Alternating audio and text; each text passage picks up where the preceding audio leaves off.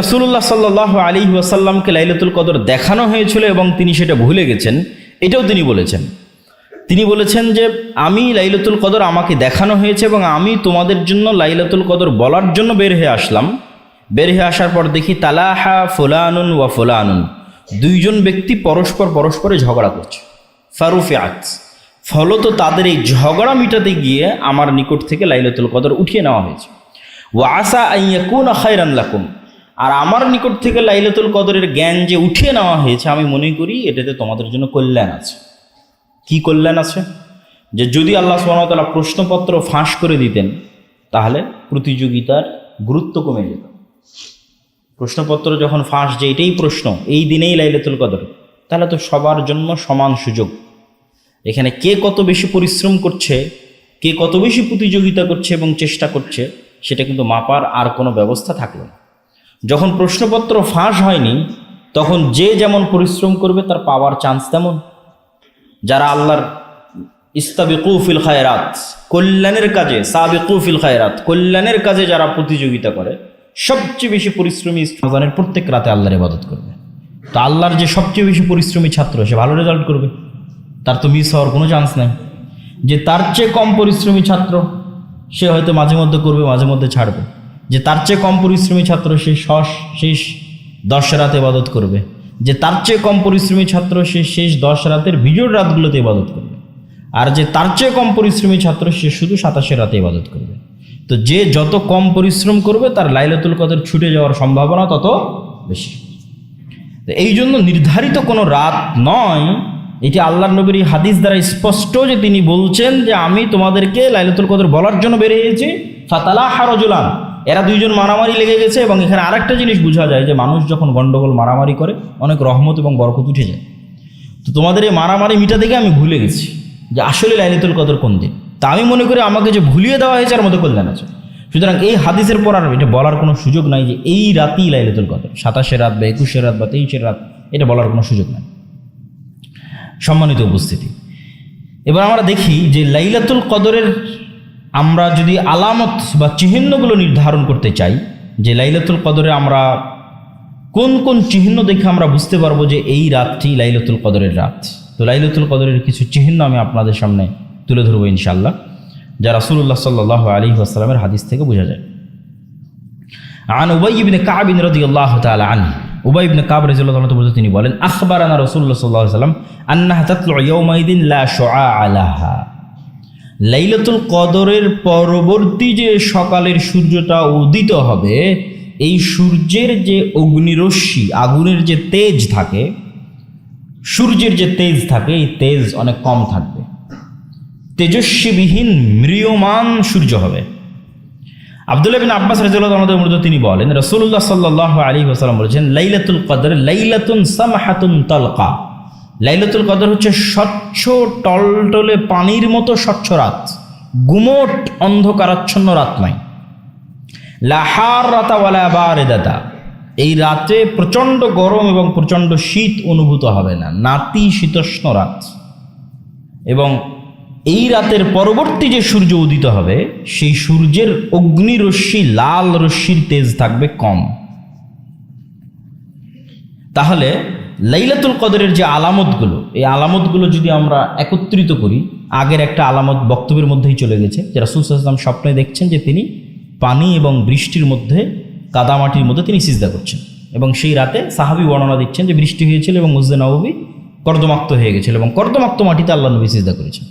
তাহলে সবগুলো সারমর্ম হচ্ছে রাতে বৃষ্টি হওয়ার সম্ভাবনা আছে, রাত স্বচ্ছ টলটলে পানির মতো, এবং রাতে না শীত বেশি না গরম বেশি, এবং রাতের পরবর্তী যে সকাল, সে পরবর্তী সকাল হবে ম্রিয়মান, তেজস্বী সকাল হবে না।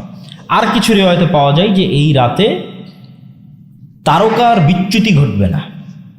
তারকার বিচ্যুতি মানে আমরা যে উল্কাপিণ্ড নিক্ষেপ হতে দেখি রাতের বেলা, তো ওই তারকার যে বিচ্যুতি ঘটে মহাশূন্যে, সেই বিচ্যুতি এই রাতে ঘটবে না। এবার আমরা চলে আসি লাইলাতুল কদর যদি আমরা পেয়ে যাই, তাহলে আমরা লাইলাতুল কদরে কিভাবে ইবাদত করব। লাইলাতুল কদরে ইবাদতের ক্ষেত্রে আমাদের দেশে সবচেয়ে যে বলা যায় অপছন্দনীয় প্রথা প্রচলিত আছে, সেটা হচ্ছে মসজিদে একত্রিত হয়ে খাওয়া দাওয়া অনুষ্ঠান আয়োজনের মাধ্যমে একটা পিকনিকের মতো পরিবেশ তৈরি করা হয় এবং ব্যাপকভাবে লাইলাতুল কদরের রাতে আলোচনা অনুষ্ঠান হয়।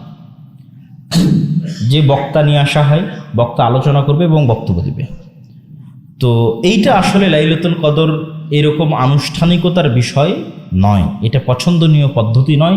রাসূল সাল্লাল্লাহু আলাইহি ওয়াসাল্লামের বা সাহাবীদের পক্ষ থেকে এরকম কোনো পথ পদ্ধতি পাওয়া যায় না। তাহলে লাইলাতুল কদর উদযাপনের সঠিক সুন্নতি পদ্ধতি কি? লম্বা সালাত, লম্বা তেলাওয়াত। আপনি পুরো কোরআন পড়েন, পুরো হাদিস পড়েন, আল্লাহর নবীর সমগ্র জীবনী পড়েন, আমি যেটা বলছি এর বাইরে যাবেন না। আপনি বলবেন যে আমার তো কোরআন পড়তে ভালো লাগে, আমার জিকির আজকার তাসবিহ তাহলিল করতে ভালো লাগে, আমার দোয়া করতে ভালো লাগে। আপনি বলেন কোন কাজটা আপনি সালাতের মধ্যে করতে পারবেন না? এবং আল্লাহর নবীর ইতিহাস খুলে পড়ে দেখেন, আয়েশা রাদিয়াল্লাহু তাআলা কি বলছে, লা তাসআল আন তুলিহিন্না ওয়া হুসনিহিন্না। আল্লাহর নবীর এক একটা রুকু সূরা বাকারা তেলাওয়াতের সমান হতো, এক একটা সিজদা সূরা আলে ইমরান তেলাওয়াতের সমান হতো।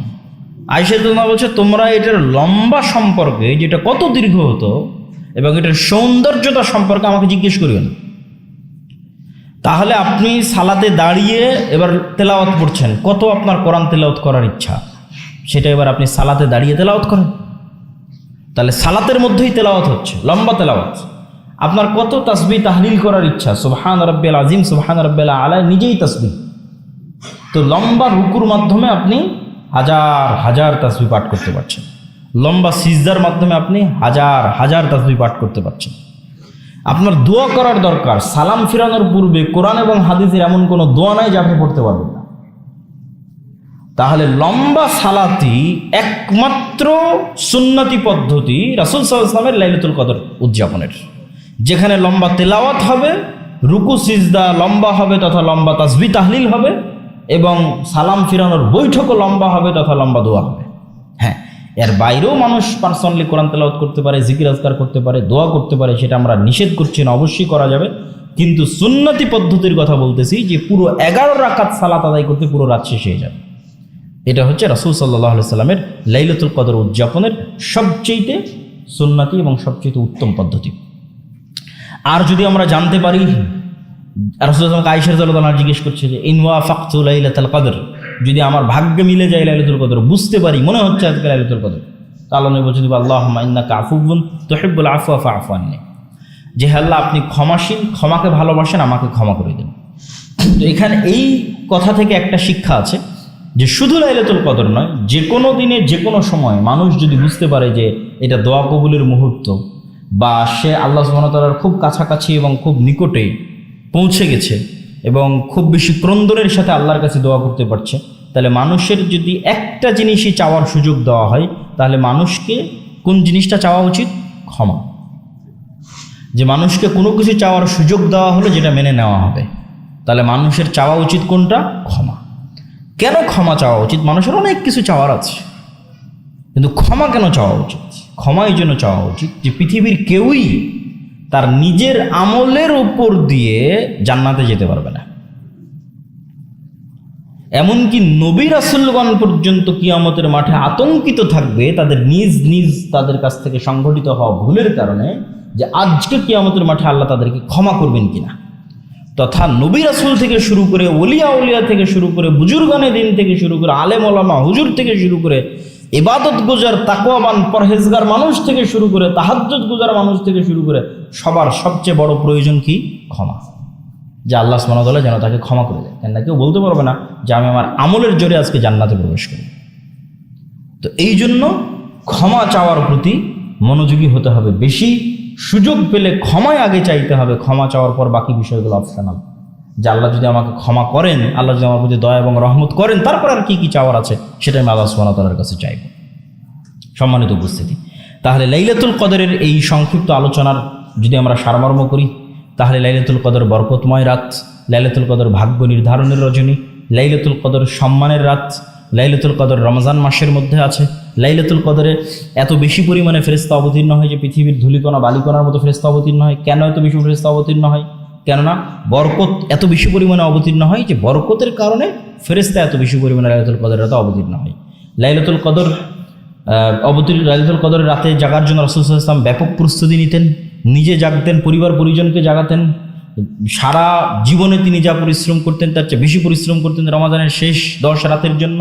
সেই ব্যাপক প্রস্তুতি আমাদের থাকতে হবে, পরিবার পরিজন নিয়ে যে আমরা ব্যাপক প্রস্তুতি নিব যে আমরা আজকের রাত থেকেই রমাদানের শেষ 10 রাতে প্রবেশ করতেছি। তাহলে আমরাও যেন রাসূল সাল্লাল্লাহু আলাইহি ওয়াসাল্লামের মতো এরকম প্রস্তুতি নিয়ে এই শেষ 10 রাতে আল্লাহর ইবাদত করতে পারি। আল্লাহ আমাদের সেই তৌফিক দান করুক, আল্লাহুম্মা আমিন।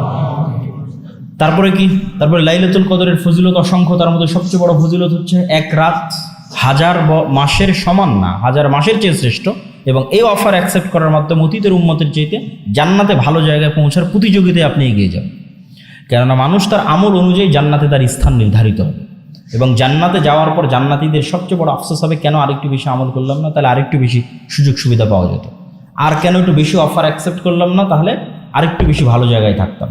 তো জান্নাতে যখন আপনি অন্য উম্মতদের চাইতে বেস্ট, আরও ভালো, আরও উত্তম জায়গায় পৌঁছতে চাইবেন, তখন আপনাকে অফার বেশি অ্যাকসেপ্ট করতে হবে। তার মধ্যে সবচেয়ে বড় একটা অফার হচ্ছে এই রাতের ইবাদত, যা পুরো রমজান মাসের 30 দিনের সিয়াম সমান যে অফার, এক রাতের ইবাদত সমান সেই অফার। অতীতের সকল গুনাহ ক্ষমা হয়ে যাওয়া 1000 মাসের ইবাদতের চাইতে শ্রেষ্ঠ। তার পাশাপাশি এই রাতের সময় নির্ধারণের জন্য কোনো দিনকে নির্ধারণ করা যাবে না। পুরো রমজান মাসে ইবাদত করবে সবচেয়ে বেশি পরিশ্রমী ছাত্ররা। আর যদি সবচেয়ে কম পরিশ্রম করতে চান তবুও দিন নির্ধারণ করা যাবে না। রমজানের শেষ 10 রাতের বিজয় রাতে ইবাদত করতে হবে, এটা পরিশ্রমের সর্বনিম্ন মাত্রা। দিন নির্ধারণ করা যাবে না, কারণ দিন নির্ধারণের কোনো দলিল নাই। রাসূল সাল্লাল্লাহু আলাইহি ওয়াসাল্লাম নিজে বলছেন আমি ভুলে গেছি কোন দিন, লাইলাতুল কদরের রাত। আর লাইলাতুল কদরের রাতের আলামত কি? লাইলাতুল কদরের রাতের আলামত হচ্ছে বৃষ্টি হতে পারে, নাতিশীতোষ্ণ রাত হবে, স্বচ্ছ টলটলে রাত হবে, গুমট অন্ধকারাচ্ছন্ন নয়, পরের দিনের সূর্য অত তেজস্বী হবে না। আর লাইলাতুল কদরের দোয়া করার সুযোগ পেলে আল্লাহর কাছে ক্ষমা চাইতে হবে। আর লাইলাতুল কদরের ইবাদতের নামে কোনো আনুষ্ঠানিকতা করা যাবে না, বরং লম্বা সালাত, লম্বা জিকির আজকার, লম্বা রুকু এবং লম্বা সিজদার মাধ্যমে ইবাদত করতে হবে। আল্লাহ আমাদের কবুল করুক, আল্লাহুম্মা আমিন। বক্তব্যের শেষের দিকে এসে জরুরি কিছু কথা। প্রথম জরুরি কথা হচ্ছে